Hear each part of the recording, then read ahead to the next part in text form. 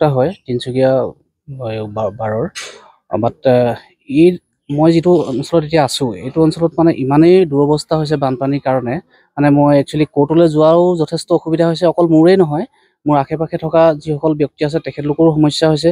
Even মানে ৰাস্তা খহি গৈছে, বানপানীটো ক্ৰমান্বয়ে বাঢ়ি আহিছে আৰু বানপানী কমাৰ কোনো অৱস্থিতি বৰ্তমানলৈকে দেখা নাই। আৰু গভৰ্ণমেণ্টৰ ফালৰ পৰাও বা পৌৰসভাৰ ফালৰ পৰাও বা যিসকল ব্যক্তিয়ে কিবা ব্যৱস্থা ল'ব লাগে বানপানীটো নিৰাময় কৰিবৰ কাৰণে কোনেও একো ব্যৱস্থা এতিয়ালৈকে লোৱা নাই। আৰু গতিকে এনেকুৱাকৈ যদি সদায় এইটো অৱস্থা চলি থাকিবলগীয়া হয় তেনেহ'লে অনাগত ভৱিষ্যতে কিমান যে আৰু দুৰৱস্থাৰ সন্মুখীন হ'ব লাগিব আমি সেইটো এতিয়াই অনুমেয় হৈ পৰিছে। বানপানীটো এইটো ক'ৰ পৰা আহিছে, কোন নদীৰ পৰা পানীটো আহিছে? একচুৱেলি এইটো মই যি দেখিছোঁ এইটো কোনো নদী বুলি নহয়। মেইন কথাটো হৈছে এইটো আমাৰ যিটো ড্ৰেইনিং ছিষ্টেমটো অতি দুখ লগাজনক, যাৰ কাৰণে এইটো এটা কৃত্ৰিম বানপানীৰ সৃষ্টি হৈছে আৰু যাৰ কাৰণে আমি সকলোৱে মানে সমস্যাৰ সন্মুখীন হ'ব লগা হৈছে।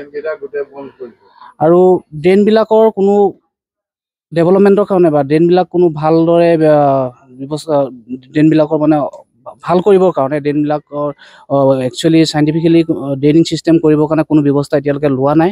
আৰু এই বানপানীটো অকল আজিয়ে নহয়, এতিয়াৰ পৰা অন্ততঃ মই যি দেখি আহিছোঁ 6-7 বছৰৰ পৰা কণ্টিনিউৱাছ একেটা ছিষ্টেমে ইয়াত চলি আছে আৰু যিটো ছিষ্টেমৰ কাৰণে আমি প্ৰতি বছৰে সদায় দুৰ্ভোগ ভুগি থাকিবলগীয়া হৈছে।